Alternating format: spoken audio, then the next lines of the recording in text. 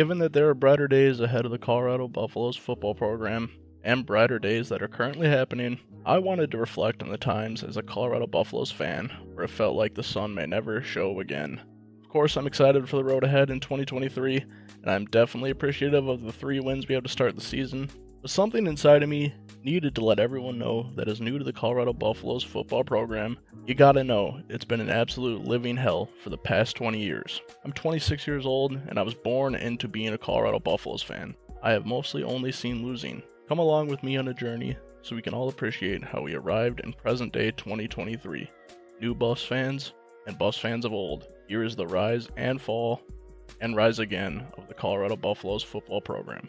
As I mentioned at the top of the video, I'm only 26 years old, so for the generation before me, they were able to witness a national championship and a lot of success. Because I was not alive during that time, it is hard for me to recap and appreciate that success like I know some of you are able to do.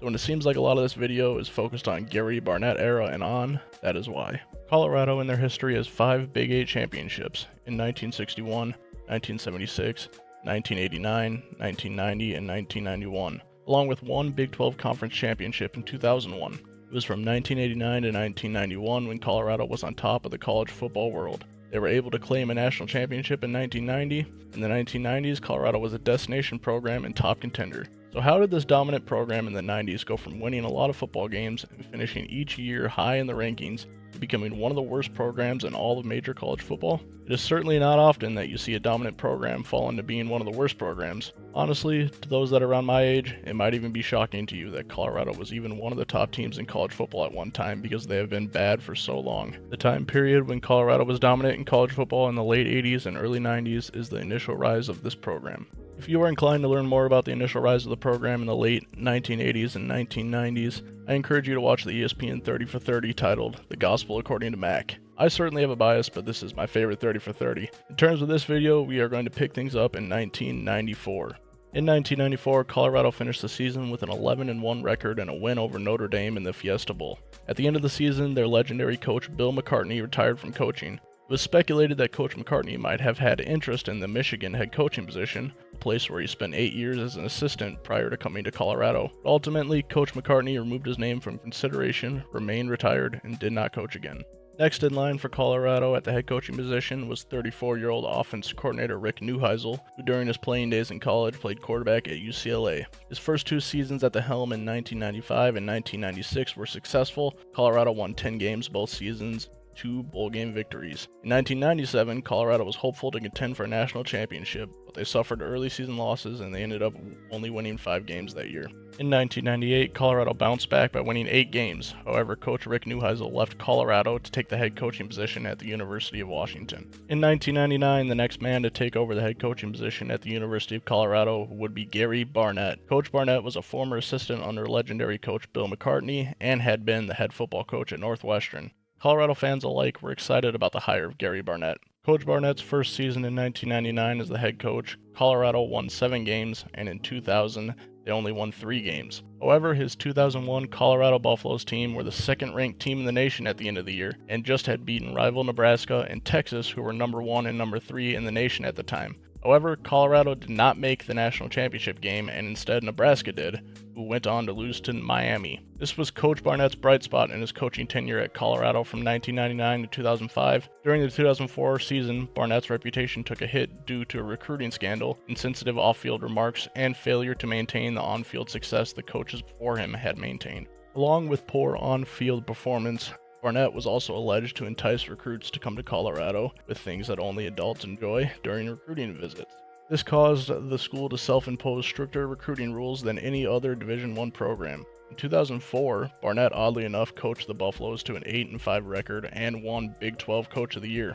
In 2005, Barnett coached the Buffaloes to a 7-2 start, which is crazy considering everything that had transpired before. However, after the start, Colorado lost to Iowa State, a game that I was at, then lost in a 30-3 blowout to Nebraska, then got absolutely throttled 70-3 by Texas in the Big 12 championship game. That Texas team with quarterback Vince Young would go on to win the national championship game. Barnett was forced to resign and Colorado went on to lose their bowl game. This 2005 season would be the last winning record Colorado would post until 2016. After all the controversy regarding Coach Barnett's tenure at Colorado, eventually in 2007, Colorado was placed under probation for 2 years. However, in 2006, following Gary Barnett's departure, Colorado Buffaloes hired Dan Hawkins, who had been the head coach at Boise State. His first season at the helm, Colorado would only win 2 games. The rest of his tenure as head coach was more of the same, as over the 5-year span of him as head coach, Colorado would never win over 6 games. Dan Hawkins' tenure as head coach ended in November of 2010 when Colorado blew a 29-point fourth-quarter lead over the Kansas Jayhawks and lost 52-45. This was the biggest collapse in the 121-year history of Colorado football. While having a huge lead in the fourth quarter of this game, Hawkins continued to have the Buffaloes throw the ball on offense instead of running the ball, allowing Kansas time to mount its comeback. There's been widespread suspicion Hawkins made that choice because he was more concerned about his quarterback, who was his son Cody Hawkins, breaking the school's all-time passing record than winning the game. This was the last game Dan Hawkins coached at Colorado. In 2011, former Colorado Buffaloes tight end John Embry was hired as the head coach of the Buffaloes as they moved to the Pac-12 Conference. Coach Embry had never had a head coaching experience and hired former Colorado Buffaloes star running back Eric Bieniemy to be the offensive coordinator. During Embry's first season, the Buffaloes went 3-10. In 2012, the Buffaloes posted a 1-11 record, which was, at the time, widely considered to be one of the worst Buffaloes teams ever, if not the worst. At least we thought. We certainly thought at that time. Now in 2013 enters new head coach Mike McIntyre, who was hired after rebuilding the San Jose State football program, and after Butch Jones turned down the Colorado coaching position to coach at Tennessee. Coach McIntyre did not have success early on and finished last in the Pac-12 South for the first 3 seasons of his tenure. However, in 2016, everything came together for Colorado. This was the last bright spot in Colorado football until present-day 2023. The Buffaloes went 10-2 and clinched the first Pac-12 South Division championship in school history. McIntyre was named the Pac-12 Coach of the Year along with the Walter Camp Coach of the Year award. Colorado would go on to lose to Washington in the Pac-12 championship game and then lose to Oklahoma State in the Alamo Bowl. Nonetheless, a 10-win season in Boulder was enough to grant McIntyre with a 5-year, $16.25 million contract that would have seen him under contract with the Buffaloes through the 2021 season. As it turned out, 2016 was the peak of the McIntyre era, as the Buffaloes went on to win 4 games the following year in 2017. And in 2018, McIntyre's Buffaloes started out the season 5-0, but then would go on to lose 6 straight games and McIntyre was fired as the head coach. In 2019, Colorado looked at Georgia defensive coordinator Mel Tucker to take the head coaching position. During the 2019 season, Mel Tucker's Buffaloes would post a 5-7 record, but vibes were high because of the future recruiting class that Tucker and his coaching staff had assembled.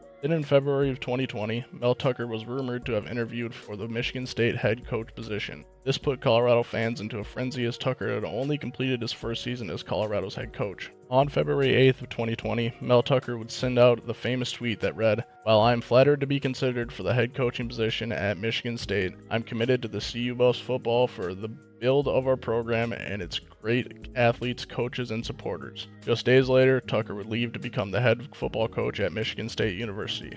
Colorado Athletic Director Rick George, who follows me on Twitter, immediately went on a search for the next head football coach at Colorado. Weeks later, Colorado had hired Karl Dorrell to be the head football coach at Colorado. Dorrell's first season at Colorado was a shortened pandemic season, and the Buffaloes posted a winning record of 4-1. In 2021, Dorrell and the Buffaloes would post a 4-8 record. And in 2022, Dorrell fielded a Colorado Buffaloes team that I believe to truly be the worst Colorado Buffaloes team to ever take the field and perhaps one of the worst Division I football teams of all time. After an 0-5 start to the season, Colorado fired Karl Dorrell. This meant that athletic director Rick George was once again on the search for a new head football coach. At the time of this coaching search, the Colorado job had to be one of the most unattractive head coaching jobs in all of college football. Fans truly had no idea what was going to come next. There were rumors of possibly hiring Bronco Mendenhall, who used to coach at Virginia, or even hiring Ryan Walters, who at the time was the defensive coordinator at Illinois.